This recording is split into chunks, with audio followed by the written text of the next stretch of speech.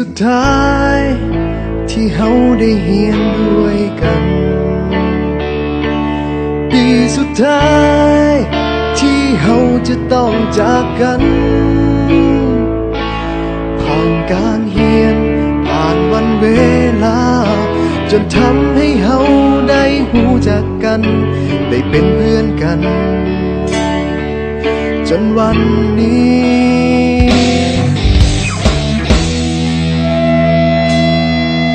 มาถึงม.7 ปี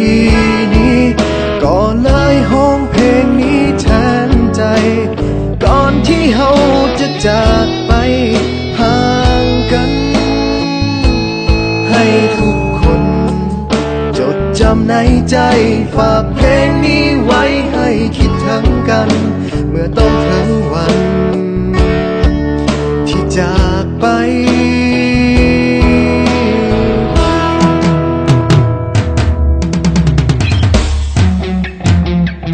ก็เลยเขียนเพลงนี้ขึ้นมาให้ทุกคนหูไว้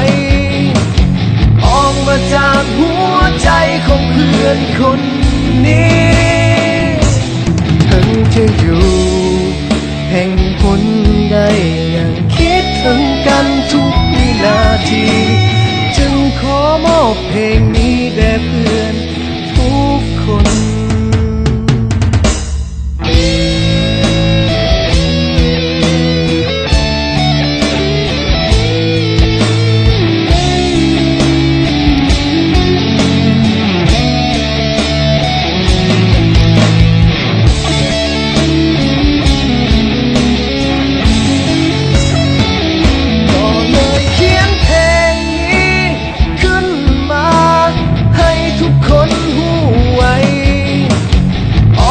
จากหัวใจของเพื่อนคนนี้ถึงจะอยู่แห่งหนใดยังคิดถึงกันทุกวินาทีจึงขอมอบเพลงนี้แด่เพื่อนทุกคนสุดท้ายนี้ที่อยากบอกเอาไว้ถึงจะอย่างใดก็ยังมีคำว่าเฮาคำว่าเพื่อนในวันนี้จะบ่มีวันเก่าพวกเฮาม.7 ปี